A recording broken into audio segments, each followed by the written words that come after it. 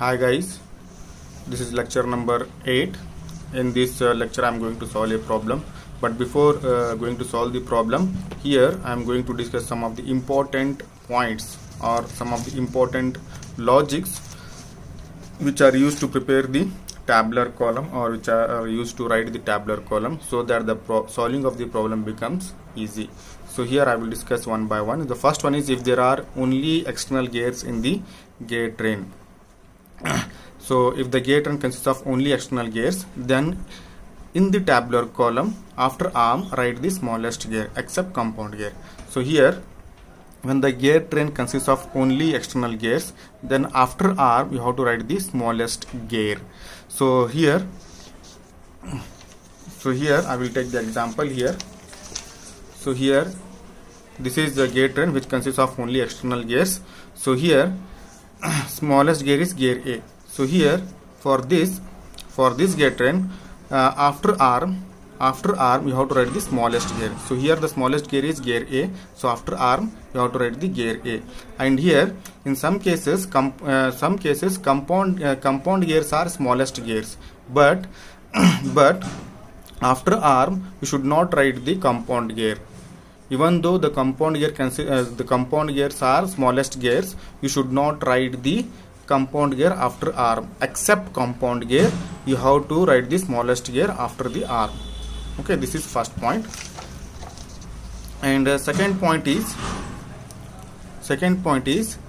if there is at least one internal gear in the gear train, then in the tabular column after arm write the largest gear except compound gear.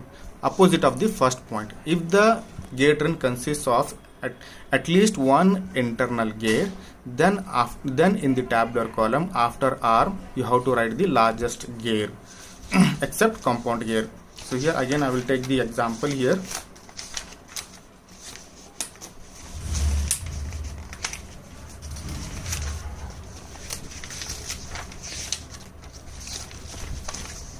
Here I will take the example.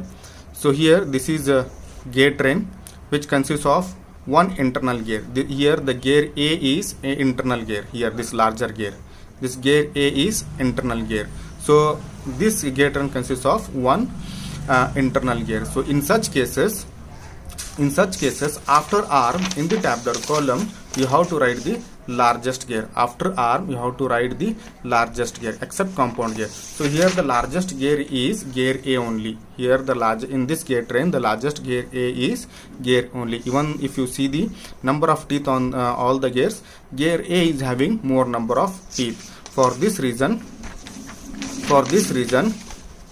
after arm in the tabular column you have to write the largest gear. Okay, when the gear train consists of at least one internal gear. But in some cases compound gear also consists of larger gears, but after arm you should not write the compound gears.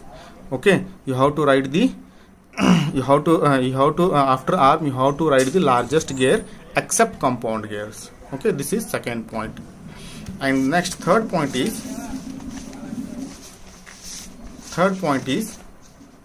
compound gears are always written in one column.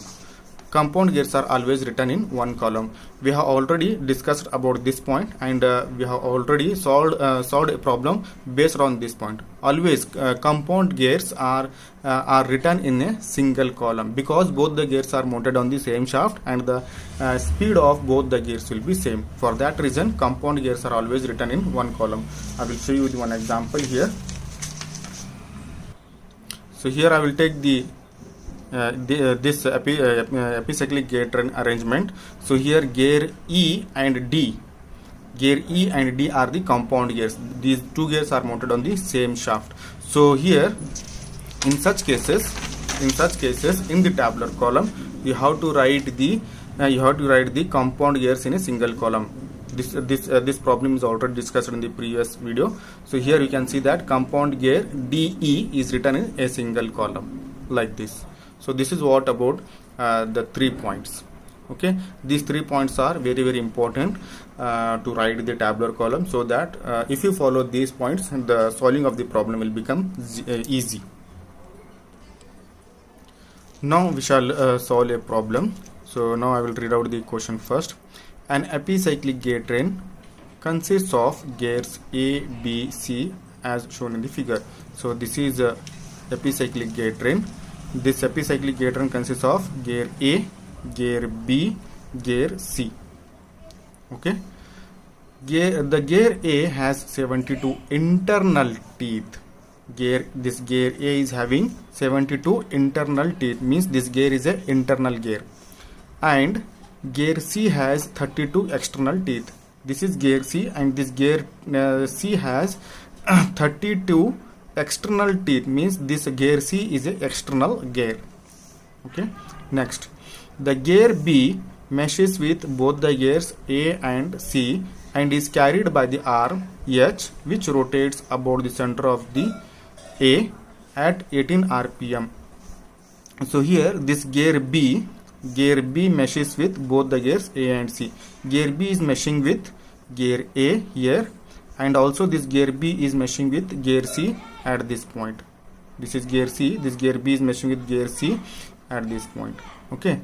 And this gear B and is carried by arm H. This gear B is carried by this arm. Okay, arm H. This arm is taken it as arm H, which rotates about the center of A at 18 rpm. This arm is rotating about the center of A. This is the center of gear A. So this arm is rotating about this point with a speed of 18 rpm. With a speed of 18 rpm. Next, if the gear A is fixed, so here this gear A is fixed, means it is not rotating. So if it is not rotating, means its speed will become 0. Okay. Next, if the gear A is fixed, determine the speed of gear B and C. So if this is the condition, then what will be the speed of gear B and gear C? That you have to find out. So now first of all I will write down the given data here. Now I will write down the given data here. So here for this again I will read out the question. An epicyclic gear train consists of gears A, B, C as shown in the figure. The gear A has 72 internal teeth and gear C has 32 external teeth. So here TA is equal to number of teeth on gear A is equal to 72. Number of gear C, number of teeth on gear C is that is TC is 32. So this is 32. Okay. Next, the gear B meshes with both the gears A and C and is carried by the arm H, which rotates about the center of the A at 18 rpm. So here it is telling that arm H is rotating at a speed of 18 rpm. So NH, speed of arm, that is NH is equal to 18 rpm. So since here the direction of rotation of arm is not given, whether it is rotated in clockwise or anti-clockwise, it is not mentioned in the question. So for that reason here I am considering this value as plus, means positive, means here I am considering arm is rotating in anti-clockwise direction. For that reason here I am taking it as plus 18. Since the direction of rotation of arm H is not given, I am considering the direction of arm as anti-clockwise, that is plus 18 rpm. यहाँ पे मुझे plus करके लेना है, इसलिए मुझे plus 18 करके लेना है, तो इसलिए मैं एंटी क्लॉकवाइज डायरेक्शन करके कंसिडर किया हूँ आर्म H के लिए. Next, if the gear A is fixed, so gear A is fixed means the speed of gear will become 0. For that reason NA is equal to 0. So now we have to find out the speed of gear B and gear C. So here number of teeth of gear A is given, C is given, but the number of teeth of gear B is not given. So always if the in the question, if the number of teeth of any one of the gear is not given, then you have to first find out the number of teeth of that gear. So here number of teeth of gear B is not given. So first we shall find out the number of teeth of gear B, okay, by using the radius formula, by using the module formula. Okay, तो यहाँ पे gear B के number of teeth नहीं दिया हुआ है, तो हमेशा प्रॉब्लम सॉल्व क्वेश्चन में कौन से भी गियर का कौन से भी एक गियर का टीथ नहीं, नंबर ऑफ टीथ नहीं दिया है, तो फर्स्ट ऑफ ऑल तुमको वो गियर के नंबर ऑफ टीथ फाइंड करना पड़ेगा, ठीक है। और हमेशा नंबर ऑफ टीथ कौन से भी गियर का फाइंड करने के लिए जो है नहीं, हम रेडियस फार्मूला या मॉड्यूल का फार्मूला यूज करते हैं। ओके, यहाँ पे देखो रेडियस का फार्मूला, रेडियस को यूज करते हैं। ओके, तो यहाँ पे क्या है, नंबर ऑफ टीथ फाइंड करने के लिए, number of teeth gear B का फाइंड करने के लिए यहाँ पे हमें ये डायग्राम को यूज करते हैं। ये डायग्राम को कैसे यूज करते हैं बोले तो, यहाँ पे देखो, यहाँ पे मैं यहाँ पे क्या कर रहा हूँ, यहाँ पे देखो मैं यहाँ पे क्या कर रहा हूँ, radius of gear A, radius of gear ए, मुझे यहाँ से ये डिस्टेंस कंसिडर करना है, यहाँ से ये डिस्टेंस कंसिडर करना है, यहाँ से ये डिस्टेंस कंसिडर करना है। ये जो डिस्टेंस जो है नहीं, यहाँ पे आप देख सकते हैं, यहाँ से यहाँ ये distance radius of circle A होता है, radius of this circle of gear ए होता है। तो यहाँ पे मैं आर ए करके लिख रहा हूँ। ये जो डिस्टेंस है यहाँ से यहाँ, ये रेडियस ऑफ गियर ए का है, ठीक है। So that is equal to, ये जो डिस्टेंस यहाँ से यहाँ तक जो डिस्टेंस है, अभी मैं स्प्लिट करता हूँ। कैसे स्प्लिट करता हूँ बोले तो, गियर सी का रेडियस लेके और गियर बी का रेडियस लेके स्प्लिट करता हूँ। यहाँ पे देखो, यहाँ से यहाँ डिस्टेंस मुझे मेजर करना है, और इसे कैसे स्प्लिट करता हूँ, देखो यहाँ से यहाँ डिस्टेंस क्या है, यहाँ से यहाँ डिस्टेंस जो है ये गियर सी का रेडियस है, यहाँ से यहाँ तक ये गियर सी का रेडियस है। यहाँ पे मैं आर सी करके लिखता हूँ। अब मतलब यहाँ से आप यहाँ तक पहुँच गए। अभी नेक्स्ट, यहाँ से यहाँ तक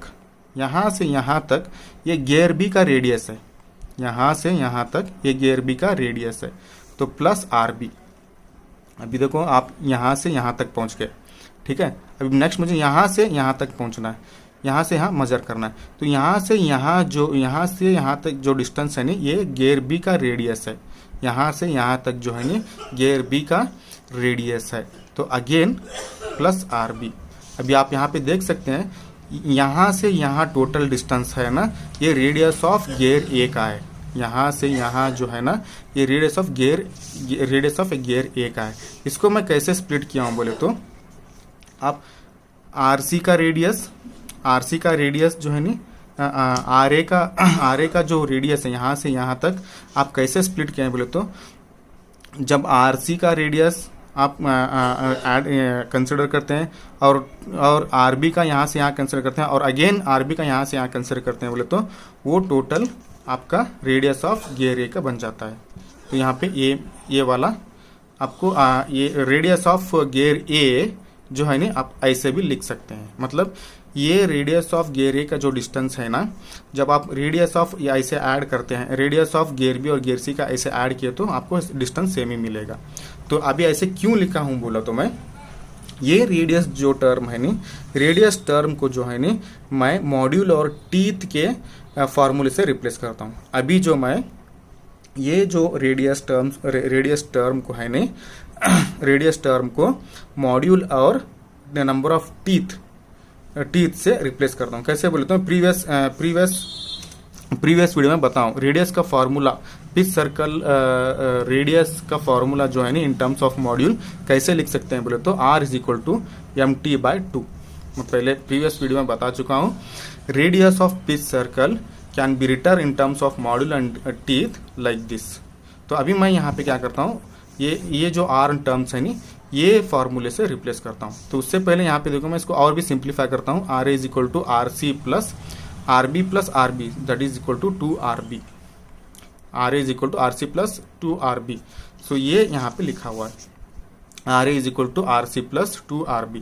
अभी क्या करता हूँ मैं, ये रेडियस टर्म्स को ये रेडियस टर्म्स को है नी, ये फॉर्मूले से रिप्लेस करता हूँ। समझो अभी कैसे, एक बोले तो आर ए का लिखना है तो आपको mt/2 लिखना है।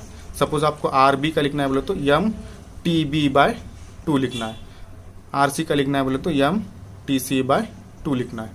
ओके, सो अभी यहाँ पे वही करता हूँ मैं। अभी आर ए का लिखना है आपको तो mt/2। Okay, similarly R C का लिखना है आपको mt/2। Similarly 2 as it is लिखो। अब आर बी का लिखना है mt/2। और यहाँ पे मॉड्यूल, एक्चुअली मॉड्यूल जो है ना हर गियर का अलग वैल्यू रहता है, बट यहाँ पे क्वेश्चन में मॉड्यूल का वैल्यू कुछ भी नहीं दिया हुआ है। तो हम यहाँ पे क्या कंसिडर करते हैं, module of all the gears is assumed as same, मतलब मॉड्यूल जो है नी सभी गियर का सेम करके कंसिडर करते हैं, इसलिए हम सभी में है नी यम यम यम करके सेम ही लिए रहते हैं। ठीक है, अभी देखो m/2 मैं कॉमन लेता हूँ, m/2 कॉमन लिया तो TA इधर सेपरेट लिखा ब्रैकेट में। नेक्स्ट यहाँ पे भी इसमें राइट हैंड साइड भी m/2 कॉमन लेता हूँ, m/2 कॉमन लिया हुआ है तो क्या रहेगा ब्रैकेट में TC यहाँ पे प्लस 2TB। ओके, तो यहाँ पे देखो ये m/2 कैंसिल हो जाएगा, क्या बचा यहाँ पे, what remains here TA as it is TC plus 2TB। अभी यहाँ पे वैल्यू सब्स्टिट्यूट करो, TA का वैल्यू क्या है, TA का वैल्यू 72 है और TC का वैल्यू कितना है 32 है, तो यहाँ पे सब्स्टिट्यूट करो TA 72 TC 32 प्लस 2TB का वैल्यू हमको मालूम है, वही फाइंड कर रहे हैं। सो अभी आप सिंप्लीफाई करने के बाद आपको TB का वैल्यू 20 मिल जाएगा। So number of teeth of gear B कितना होगा 20। सो ये हुआ number of teeth of gear B। अभी नेक्स्ट,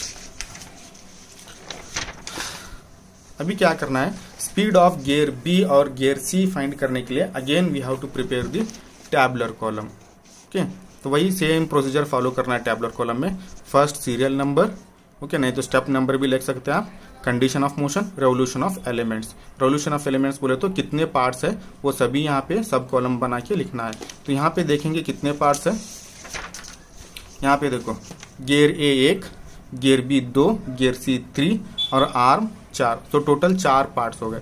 अगर कंपाउंड गियर रहता तो उसको हम एक ही 2 गियर मिला के एक ही गियर कंसिडर करते हैं। यहाँ पे कंपाउंड गियर नहीं है, कंपाउंड गियर नहीं है तो ये separate part gear A, gear B 2, gear C 3 और आर्म 4, तो टोटल 4 एलिमेंट्स हो गए, 4 पार्ट्स हो गए। तो 4 सब कॉलम्स बनाना है, तो हमेशा always in the first column, in the first sub column you have to write the arm H है यहाँ पे, तो आर्म H लिखे। नेक्स्ट यहाँ पे आर्म के बाद यहाँ पे आपको देखना पड़ेगा, मैं स्टार्टिंग में बता चुका हूँ, अगर गियर ट्रेन में अगर एटलीस्ट एक इंटरनल गियर है, अगर गियर ट्रेन में अगर एटलीस्ट एक गियर ट्रेन है तो पहले हम सबसे बड़ा मतलब लार्जर गियर लिखना है आर्म के बाद। ये हम स्टार्टिंग में ही बता चुका हूँ, ये वीडियो में स्टार्टिंग ही बता चुका हूँ। जब गियर ट्रेन में एटलीस्ट एक बड़ा गियर ट्रेन मतलब गियर ट्रेन में एटलीस्ट एक इंटरनल गियर है तो आर्म के बाद पहले हम लार्जर गियर लिखते हैं, आर्म के बाद हम लार्जर गियर लिखते हैं। यहाँ पे देखो इस गियर ट्रेन में गियर A इंटरनल गियर है, ये गियर ट्रेन में गियर A इंटरनल गियर है, तो आर्म के बाद जो है नहीं हमको लार्जर गियर लिखना पड़ेगा। Once again I will repeat, अगर गियर ट्रेन में अगर एटलीस्ट एक इंटरनल गियर है तो आर्म के बाद हमको लार्जर गियर लिखना पड़ेगा। यहाँ पे आप देख सकते हैं ये गियर ट्रेन के अंदर गियर A इंटरनल गियर है, ये गियर ट्रेन के अंदर गियर A इंटरनल गियर है, तो इसलिए आर्म के बाद जो है ने लार्जर गियर लिखना है, आर्म के बाद लार्जर गियर लिखना है। यहाँ पे देखो लार्जर गियर जो है ने गियर A है, आप सभी के नंबर ऑफ टीथ देखेंगे तो गियर A के नंबर ऑफ टीथ ज़्यादा है, तो इसलिए आर्म के बाद मुझे लार्जर गियर लिखना है। आर्म के बाद लार्जर गियर क्यों लिखे, क्योंकि गियर ट्रेन में है ने एक इंटरनल गियर है। ओके, तो आर्म के बाद लार्जर गियर लिखना है, तो लार्जर गियर यहाँ पे गियर A है क्योंकि इसके नंबर ऑफ टीथ 72 है, तो आर्म के बाद आप लार्जर गियर A लिखे। नेक्स्ट क्या है, ये गियर A लिखने के बाद गियर A किसके साथ मैच हो रहा है उसको देखना है, अभी वो नेक्स्ट कॉलम में लिखना है। यहाँ पे देखो गियर A है, ये गियर A किसके साथ मैच हो रहा है, देखो यहाँ पे गियर B के साथ मैच हो रहा है, यहाँ पे गियर B के साथ मैच हो रहा है, तो गियर A के बाद गियर B लिखो। गियर B लिखने के बाद अभी यहाँ पे गियर B किसके साथ मैच हो रहा है उसको देखना है। गियर B किसके साथ मैच हो रहा है, गियर B नो डाउट ए के साथ भी मैच हो रहा है, सी के साथ भी मैच हो रहा है, मगर आप गियर ए ऑलरेडी लिख चुके हैं प्रीवियस कॉलम में। अभी बचा कौन सा, नेक्स्ट गियर जो रहता नहीं उसको लिखना है। गियर बी सी के साथ मैच हो रहा है तो गियर सी नेक्स्ट कॉलम में लिखना है, गियर बी के बाद गियर सी लिखना है। ओके, मतलब आर के बाद जो भी गियर लिखते हैं ना, तो आपको वहां से सीक्वेंस में जाना है, कौन से गियर किसके साथ मैच हो रहे हैं उसको एक बाय एक लिखते जाना है। ओके, ये हुआ टैबुलर कॉलम। अब टैबुलर कॉलम के सब कॉलम्स। अभी क्या करना है, कंडीशंस हमेशा arm is fixed, arm H is fixed year. Next arm के बाद कौन सा गियर है, गियर ए है, इसको +1 रेवोल्यूशन मोशन देना है। यहाँ पे देखो, एंड गियर ए मेक्स, यहाँ पे आर्म के बाद गियर ए है तो इसलिए गियर ए को +1 रेवोल्यूशन मोशन देना है। And gear A makes +1 revolution in anti clockwise direction. तो ये कंडीशन के हिसाब से हमको ये टैबुलर कॉलम के बाकी कॉलम्स फिल करना है। ठीक है, यहाँ पे देखो अभी यहाँ पे ये जो कॉलम्स है ना स्पीड रिप्रेजेंट करते हैं, मैं पहले ही बता चुका हूँ। आर्म इज फिक्स्ड बोले तो आर्म का स्पीड कितना हुआ इसके हिसाब, ये कंडीशन के हिसाब से तो 0 हो गया। ठीक है, और नेक्स्ट गियर ए का स्पीड लिखना है आपको, तो कंडीशन के हिसाब से यहाँ पे देखो gear A makes +1 revolution in anti clockwise direction. तो ये कंडीशन के हिसाब से गियर ए का स्पीड होगा +1, मतलब हम यहाँ पे क्या कंसिडर कर रहे हैं, गियर ए एंटी क्लॉकवाइज में घूम रहा है करके कंसिडर कर रहे हैं। ओके, नेक्स्ट आपको स्पीड भी गियर बी का स्पीड लिखना है। यहाँ पे कंडीशन में तो गियर बी के बारे में कुछ बता ही नहीं, तो यहाँ पे क्या करना है, स्पीड रेशियो लेके एक्चुअली आपको ये स्पीड लिखना पड़ेगा। बट यहाँ पे मैं लॉजिक यूज करता हूँ। यहाँ पे कैसे लॉजिक यूज करता हूँ बोले तो, यहाँ पे आपको गियर बी का स्पीड लिखने के लिए आपको पहले गियर बी किसके साथ मैच हो रहा है वो देखना पड़ेगा। यहाँ पे देखो गियर बी किसके साथ मैच हो रहा है, देखेंगे गियर बी, देखो ये गियर बी है, गियर बी ए के साथ भी मैच हो रहा है, सी के साथ भी मैच हो रहा है, मगर हम अभी आप गियर बी का स्पीड लिख रहे हैं ना, तो गियर बी ए के साथ भी मैच हो रहा है, सी के साथ भी मैच हो रहा है। तो हमें क्या कंसिडर करना है, गियर बी प्रीवियस गियर के साथ मैच हो रहा है करके कंसिडर करना है। ठीक है, ये जो स्पीड लिखने के लिए जो है नी, गियर बी नो डाउट ये ए के साथ भी मैच हो रहा है, सी के साथ भी मैच हो रहा है, मगर ये स्पीड लिखने के लिए गियर बी हम प्रीवियस गियर के साथ उतना ही मैच हो रहा करके कंसिडर करेंगे, तो ये लिखने में आसानी होगी। ठीक है, तो यहाँ पे देखो मैं क्या कंसिडर कर रहा हूँ, अभी गियर बी सिर्फ ए के साथ मैच हो रहा है कंसिडर कर रहा हूँ ये स्पीड लिखने के लिए। तो यहाँ पे देखो गियर बी ए के साथ मैच हो रहा है, तो आप गियर बी का स्पीड लिख रहे हैं, तो गियर बी ए के साथ मैच हो रहा है, तो इसके नंबर ऑफ टीथ यहाँ पे न्यूमरेटर में लिखना है। ओके, और आप कौन से गियर का स्पीड लिख रहे हैं, गियर बी, तो उसके नंबर ऑफ टीथ यहाँ पे डिनोमिनेटर में लिखना है। Okay, once again I will explain. यहाँ पे देखो गियर बी हम ए के साथ मैच हो रहा करके कंसिडर कर रहे हैं, नो डाउट सी के साथ भी मैच हो रहा है गियर सी, बट ये लिखने के लिए हम गियर बी को प्रीवियस गियर के साथ उतना ही मैच हो रहा है करके कंसिडर करना है। ठीक है, तो उसके हिसाब से ये डायग्राम बनेगा। तो गियर बी और गियर ए मैच हो रहा है, तो यहाँ पे देखो गियर बी और गियर ए मैच हो रहा है कंसिडर करने के बाद आप गियर बी का स्पीड लिख रहे हैं, तो गियर बी किसके साथ मैच हो रहा नहीं, तो उसके नंबर ऑफ टीथ यहाँ पे न्यूमरेटर में लिखना है। तो गियर बी ए के साथ मैच हो रहा है, तो गियर ए के नंबर ऑफ टीथ यहाँ पे न्यूमरेटर में लिखो। ठीक है, डिनोमिनेटर में आप कौन से गियर का स्पीड लिख रहे हैं, गियर बी, तो उसके नंबर ऑफ टीथ यहाँ पे डिनोमिनेटर में लिखो। ठीक है, इनटू गियर बी किसके साथ मैच हो रहा है, गियर बी ए के साथ मैच हो रहा है, तो इसका मैग्नीट्यूड जो है ना यहाँ पे मल्टीप्लाई करो। इसका मैग्नीट्यूड 1 है, मतलब ये साइन छोड़ के जो भी वैल्यू रहता है उसको मैग्नीट्यूड बोलते हैं। ये प्लस साइन छोड़ के जो भी यहाँ पे है यहाँ पे मल्टीप्लाई करो। यहाँ पे 1 है तो यहाँ पे मल्टीप्लाई कर दो, बस ये होगा। अब ये इतना होगा, इतना होने के बाद यहाँ पे प्लस लिखना है या माइनस लिखना है। यहाँ पे तो प्लस लिखे हैं, वो प्लस कैसे लिखे हैं बोले तो यहाँ पे देखो गियर ए का डायरेक्शन हम प्लस लें, मतलब गियर ए एंटी क्लॉकवाइज में घूम रहा है, गियर ए एंटी क्लॉकवाइज में घूम रहा है। और यहाँ पे देखो गियर ए और गियर बी दोनों इंटरनल मैशिंग हो रहे हैं, मतलब एक गियर इंटरनल है एक गियर एक्सटर्नल है। तो जब ऐसे दो गियर्स मैश होते हैं तो दोनों का डायरेक्शन सेम रहेगा। एक मतलब गियर ए एंटी क्लॉकवाइज में घूम रहा है तो गियर बी भी एंटी क्लॉकवाइज में ही घूमेगा। Once again I will explain. जब एक गियर इंटरनल है एक गियर एक्सटर्नल है, जब दोनों गियर मैश हो रहे हैं तो दोनों का डायरेक्शन सेम रहेगा। यहाँ पे क्या कंसिडर किया हम, गियर ए का डायरेक्शन एंटी क्लॉकवाइज करके कंसिडर करें। यहाँ पे देखो एंटी क्लॉकवाइज करके कंसिडर किया है, इसलिए यहाँ पे प्लस लिया हुआ है। ठीक है, तो गियर ए एंटी क्लॉकवाइज में घूम रहा है तो गियर बी भी एंटी क्लॉकवाइज में घूमेगा, because both are meshing internally. तो इसका गियर ए का डायरेक्शन, गियर बी का भी डायरेक्शन एंटी क्लॉकवाइज होगा, तो यहाँ पे भी प्लस होगा इसका गियर बी का डायरेक्शन। ठीक है, नेक्स्ट जो है ना गियर सी। गियर सी यहाँ पे देखो, इसका आप स्पीड लिखने के लिए यहाँ पे आप गियर सी किसके साथ मैच हो रहा है वो देखना पड़ेगा। गियर सी यहाँ पे देखो, गियर सी सिर्फ गियर बी के साथ मैच हो रहा है, गियर सी गियर बी के साथ मैच हो रहा है। ठीक है, तो यहाँ पे क्या करना है, यहाँ पे क्या करना है आपको, गियर सी बी के साथ मैच हो रहा है तो गियर बी के नंबर ऑफ टीथ न्यूमरेटर में लिखना है, और कौन से गियर का स्पीड लिख रहे हैं आप, गियर सी का स्पीड लिख रहे हैं तो उसके नंबर ऑफ टीथ डिनोमिनेटर में लिखना है।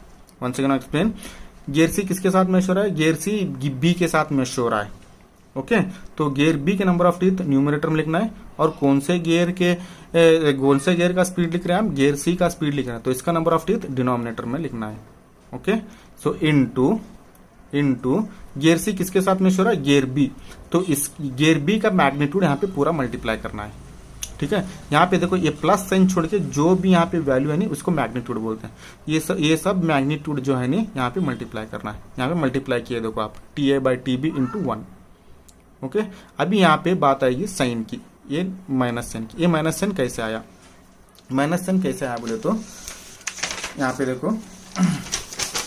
यहाँ पे देखो गियर सी बी के साथ मैच हो रहा है। यहाँ पे सेपरेट डायग्राम निकालता हूं मैं, गियर बी और गियर सी। ये गियर सी है समझो, ये गियर बी है समझो। यहाँ पे देखो ये गियर सी गियर बी के साथ मैच हो रहा है। यहाँ पे सेपरेट डायग्राम निकाला हूं, गियर सी और गियर बी।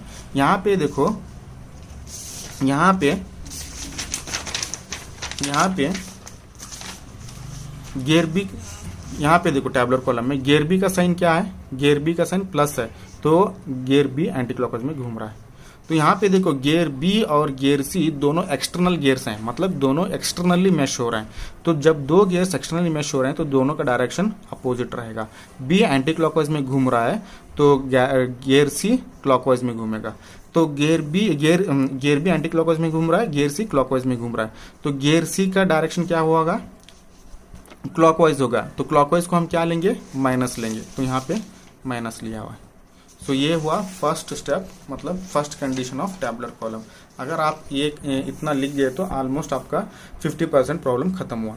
तो अभी नेक्स्ट कंडीशन है, यहाँ पे सेम कंडीशन यहाँ पे लिखना है, सिर्फ जहाँ पे प्लस होना है आपको प्लस एक्स लिखना है।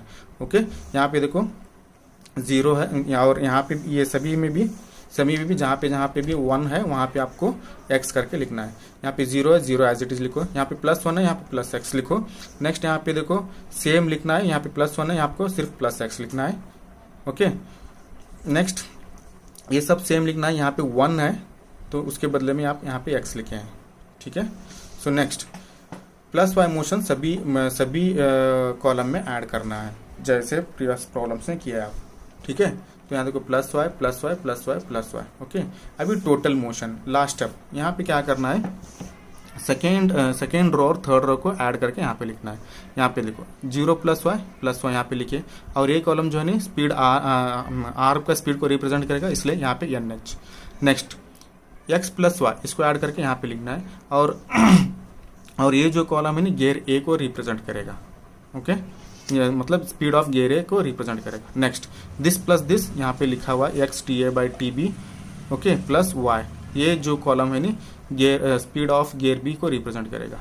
नेक्स्ट दिस प्लस दिस, यहाँ पे देखो ए और ए ऐड करके यहाँ पे लिखा हुआ है, तो ये जो कॉलम है नी स्पीड ऑफ गियर सी को रिप्रेजेंट करेगा। तो ये आपको इक्वेशन मिल गए। ठीक है, ये आपको इक्वेशन मिल गया टैबुलर कॉलम।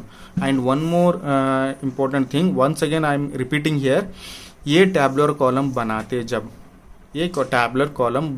जब आपको गिवन डेटा कंसिडर करना नहीं चाहिए। ये टैबुलर कॉलम बनाते जब गिवन डेटा को कंसिडर नहीं करना चाहिए, मतलब you should not consider, while preparing this tabular column, you should not consider all these values. Once the tabular column is completed, एक बार आपका tabular column हुआ तो जब ये इक्वेशंस जो है नी, ये इक्वेशंस जो आपको टैबुलर कॉलम से मिले रहते हैं, वो इक्वेशंस आपको यहाँ पे गिवन डेटा के साथ कंपेयर करना है। तो यहाँ पे आप कंपेयर करके आपको गियर बी और गियर सी का स्पीड फाइंड करेंगे। ये जो नोट करके है, मैं पहले वीडियो के स्टार्टिंग में बताया ना, तो वही नोट है ये, ठीक है। अभी देखो, given that NH is equal to 18 RPM, ठीक है। यहाँ पे गिवन है NH is equal to 18 RPM, NH is equal to plus 18 RPM, ये गिवन है, यहाँ पे लिखा हुआ है, ठीक है। इसको इक्वेशन 1 करके लिए हैं, ठीक है। नेक्स्ट जो है फ्रॉम टेबल, मतलब from tabular column NH is equal to y है, from tabular column NH is equal to y, इसको इक्वेशन 2 करके लिए। यहाँ पे देखो NH और यहाँ LHS दोनों के इक्वेशन 1 और 2 के LHS सेम है, मतलब लेफ्ट हैंड साइड सेम है। तो हम क्या कर सकते हैं, RHS को इक्वल कर सकते हैं। जब LHS दोनों के सेम है, दोनों इक्वेशन के सेम है, तो दोनों के राइट हैंड साइड को हम इक्वल बना सकते हैं। तो हियर फ्रॉम इक्वेशन 192 ये इक्वल है, तो ये भी इक्वल रहेगा। तो y is equal to 18 plus 18, आपको y का वैल्यू मिल गया, ठीक है। Next, given that Na is equal to 0, यहाँ पे गिवन में क्या दिया हुआ है, गिवन में देखो Na इज इक्वल टू 0 दिया हुआ है, ठीक है। तो Na इज इक्वल टू 0 दिया हुआ है, Na इज इक्वल टू 0 दिया हुआ है, यही है given, Na is equal to 0, ये question number 3। But from tabular column Na is equal to x plus Y, यहाँ पे देखो टैबुलर कॉलम में Na is equal to x plus Y, वही यहाँ पे लिखा हुआ है, Na is equal to x plus Y, Na is equal to x plus Y. इसको इक्वेशन 3 करके लें, इसको इक्वेशन 4 करके लें। यहाँ पे भी देखो आपको लेफ्ट हैंड साइड सेम है, तो लेफ्ट हैंड साइड सब सेम रहते हैं, तो राइट हैंड साइड को हम इक्वल कर सकते हैं। तो from equation 3 and 4 x plus Y is equal to 0, x plus Y is equal to 0, but x plus y के बदले में 18 लिए हुए, ये 18 वैल्यू जो है ना यहाँ पे देखो y इज इक्वल टू 18, ये y इज इक्वल टू 18 जो है यहाँ पे सब्स्टिट्यूट किया हुआ है, तो x इक्वल टू कितना हुआ, -18 हुआ, ठीक है। आपको x का वैल्यू मालूम होगा और y का वैल्यू मालूम होगा। अभी आपको स्पीड ऑफ गियर बी और गियर सी फाइंड करना है। स्पीड ऑफ गियर बी और गियर सी फाइंड करने के लिए ये जो है देखो इक्वेशंस, ये जो टैबुलर कॉलम में इक्वेशंस है, स्पीड ऑफ गियर बी और स्पीड ऑफ गियर सी के, ये दो इक्वेशंस लेके हम गियर बी का स्पीड और गियर बी का स्पीड और गियर सी का स्पीड फाइंड कर रहे हैं। यहाँ पे देखो NB is equal to X TA/TV plus Y, ये जो है नहीं, इसको आप और एक ब्रैकेट डालो, मतलब आपको क्लियरली मालूम होगा, मतलब ये प्लस वाई अलग है। ये जो है नहीं, ये टैबुलर कॉलम से लिया हुआ है, फ्रॉम टैबुलर कॉलम, ये जो है नहीं फ्रॉम टैबुलर कॉलम से लिया हुआ है, यहाँ वाला ये इक्वेशन ही लिया हुआ वहाँ पे, ठीक है। तो इसमें आपको जस्ट वैल्यू सब्स्टिट्यूट करना है। x का वैल्यू आपको मालूम है, y का भी वैल्यू मालूम है, TA का वैल्यू भी मालूम है, TB का भी वैल्यू मालूम है। यहाँ पे देखो x का वैल्यू थोड़ी देर हम कैलकुलेट किया, -8 आया, y का वैल्यू भी कैलकुलेट किया हम, उसका +18 आया, और TA का वैल्यू 72 है। अब पहले गिवन में बता दिया है, number of feet of gear A, TA का वैल्यू 72 है, और TB का वैल्यू यहाँ पे फाइंड किया है, दैट इज 20, और TC का वैल्यू है 32, यही यहाँ पे सब्स्टिट्यूट करेंगे हम।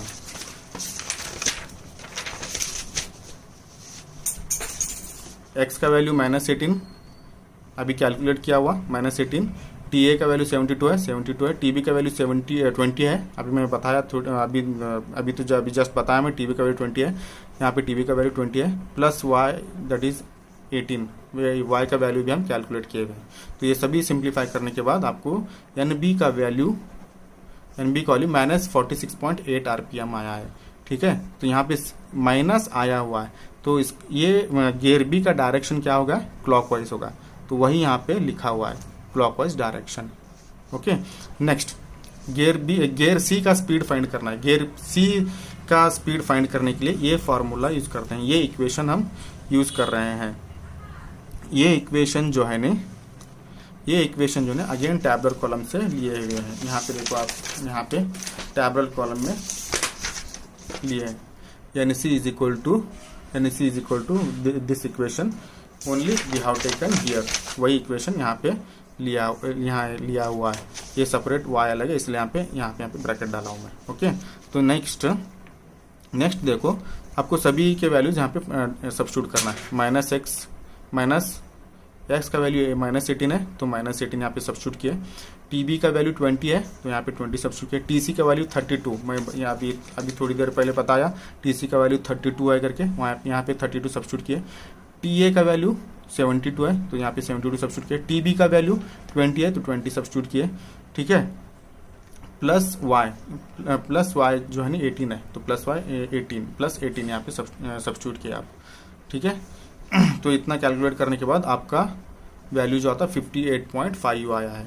ये जो है ना स्पीड ऑफ गियर सी है। और जो है ना इसका यहाँ पे वैल्यू जो है ना आपको प्लस में आ रहा है, तो प्लस में आ रहा है बोलो तो इसका डायरेक्शन काउंटर क्लॉकवाइज है, ये काउंटर क्लॉकवाइज, इन शॉर्ट हम CCW भी लिख सकते हैं, ठीक है। काउंटर क्लॉकवाइज मतलब anti clockwise. So this is what about the problem. You all go through this problem and solve by your own once, so you will get the clear idea. Okay, bye.